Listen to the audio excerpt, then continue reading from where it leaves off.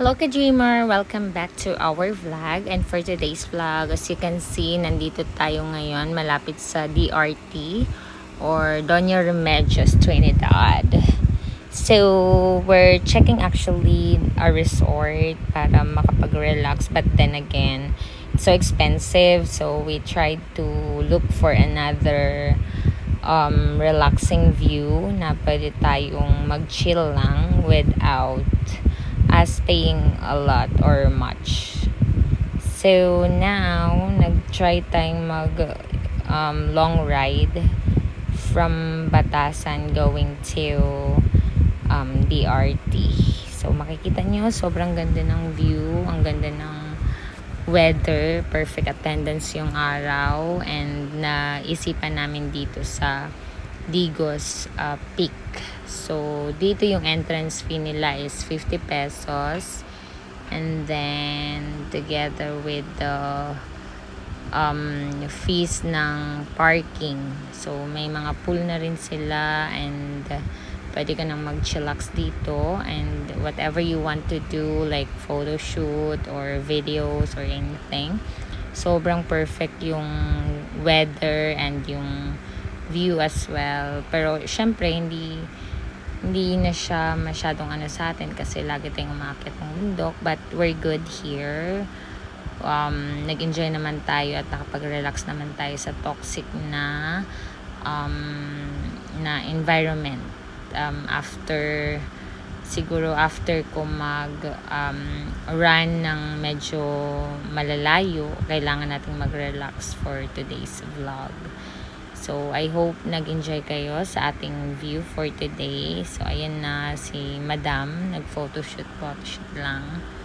And then, after this, maghahanap na tayo ng makakainan natin for lunch. But for now, mag-photoshoot lang muna tayo, guys. Alright? So, ayan. Just enjoy the beautiful place here in DRT. Meron din silang ibang mga activities, like pwede kayong pupunta sa hills or di kaya mag-falls kayo, but mas pinili namin na dito sa lugar na to mag-chill lang or mag-chillax lang. Ano lang natin yung perfect weather for today. Ayan, guys. So, ayan. Kung makikita nyo, parang private yung pool nila, but pwede kayong mag-inquire dyan kung gusto nyo pumunta dito. And pwede rin kayong mag-photoshoot dito sa kanilang mga tourist spot. Ayan. So, aura-aura lang ang lola nyo. And then, after this one, we're good na talaga. Promise. Alam nyo naman na pag nagta-travel tayo, kailangan talaga natin photoshoot para may ebidensya. So, that's it, guys, for today's vlog. I will show you everything here in Digos Peak. Tadaan! Walking lang, ganun. And then the flower, then may mga pa-flowers sila dito, guys. Hirap pala mag-voice over, no? Na-stress ako ng mini. This is my first time. The entire video, voice over lang natin kasi hindi tayo pwedeng use ng music. So, ayan, guys. Ito, pinipilahan din siya. Ayan, yung mga photoshoot nila.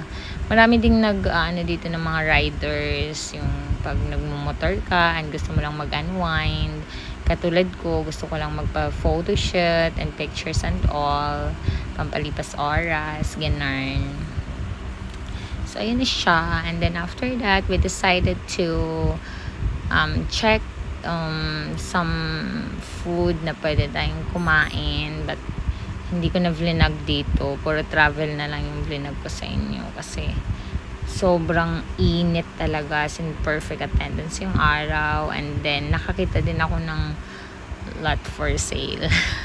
So, ayan. Pwede natin itong ayan siya. House and lot. Or lot lang pala. Sorry, not house. Lot for sale. Yarn. Dito lang yan guys sa DRT Bulacan. Tadaan! So, yan yung view niya dito along the way or highway. Yarn. And then, after this, yan na. That's it. Naghanap lang tayo ng makakainan and we're done. We're good. We're good na here. Okay na yung weekend natin for today, guys. I just wanna share you the video and all. Bye.